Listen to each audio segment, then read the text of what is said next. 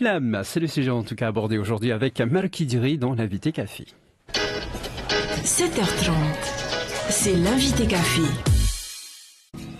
Bonjour à toutes et à tous. Ce jeudi matin, nous allons parler du CNAM, le Conservatoire national des arts et métiers, dont les locaux ont été livrés donc au lycée hôtelier, des locaux flambant neufs. Christophe Gomez, bonjour. Bonjour. Vous êtes le directeur du CNAM. Le CNAM, c'est un établissement public de formation professionnelle pour simplifier et pour les auditeurs, que les auditeurs comprennent bien. Est-ce que vous pouvez nous expliquer rapidement ce qu'est le CNAM? Tout à fait. D'abord, merci de cette invitation qui me permettra de présenter en effet le CNAM. Donc le CNAM, c'est le seul établissement d'enseignement supérieur privé dédié donc à la formation pour adultes.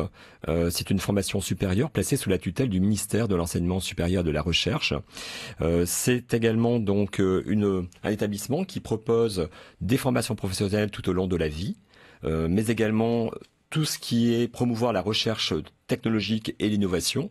Et puis pour finir, diffuser la culture et la connaissance au travers donc de différentes façons, à la fois de séminaires, mais également de différentes conférences. Il y a différentes manières de prendre des cours au CNAM. Oui, tout à fait. Donc, pour suivre, en effet, les différentes formations, puisqu'on a une offre de formation de plus de 500 diplômes, titres et certifications, qui peuvent se déployer d'une façon très simple sur l'ensemble des territoires français, et notamment donc la Polynésie française. Alors, soit à distance, c'est la formation donc FOD, formation ouverte à distance, c'est-à-dire en ligne. Vous pouvez donc suivre une formation licence, master, doctorat ou d'autres titres professionnels en cours du soir également, au lycée hôtelier. Et puis également en cours bloqué. En cours bloqué, c'est essentiellement pour des demandeurs d'emploi ou des jeunes étudiants qui souhaiteraient donc suivre des formations supérieures. Alors cette année, Christophe Gomez, vous avez quasiment atteint le quota d'inscrits de l'année dernière, quasiment 280 inscrits.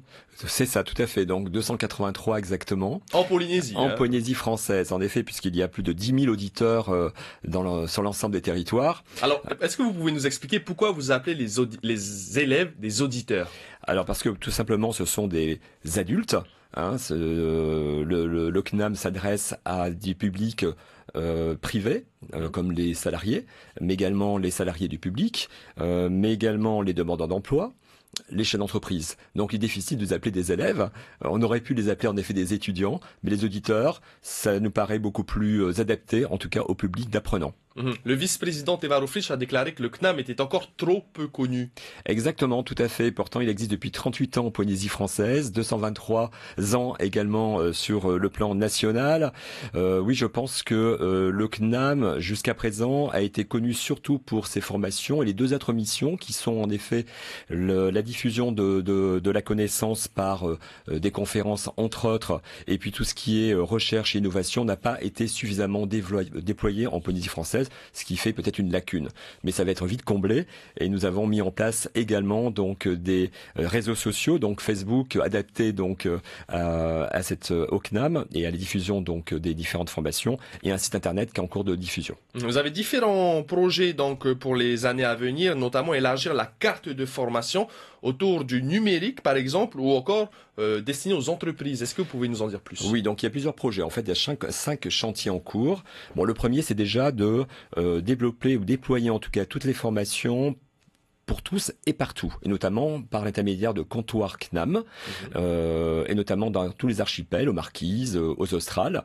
Et ce sont des points d'accueil qui permettent de se repérer au travers de ces 500 diplômes, titres et certifications, et surtout de pouvoir et de permettre aux auditeurs de passer les examens sur les lieux de formation, au lieu de venir systématiquement sur PAPET, qui peut être un réel coût.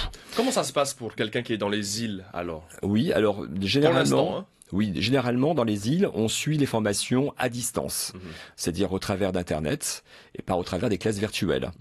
Voilà.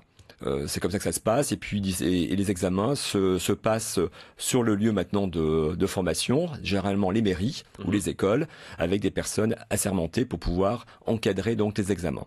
Deuxième chantier, c'est en effet le numérique. Le numérique est important puisque il participe au développement de l'économie locale. Il y a la création d'un écosystème en Polynésie française. Et là, nous avons l'intention de créer un campus CNAM, campus numérique du CNAM, le carré CNAM, qu'on l'appellera.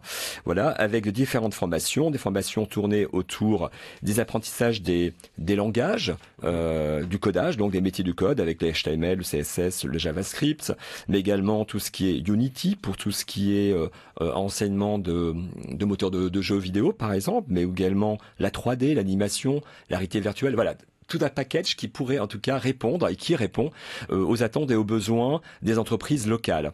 Troisième chantier, c'est la formation professionnelle.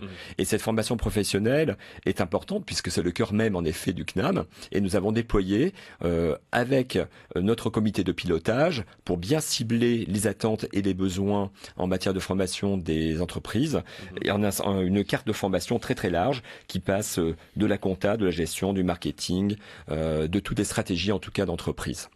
Quatrième chantier, il y en a des chantiers. Il y en a 5, donc on va vous laisser les énumérer. Le quatrième chantier. Voilà, le quatrième chantier, c'est de pouvoir déployer la VAE.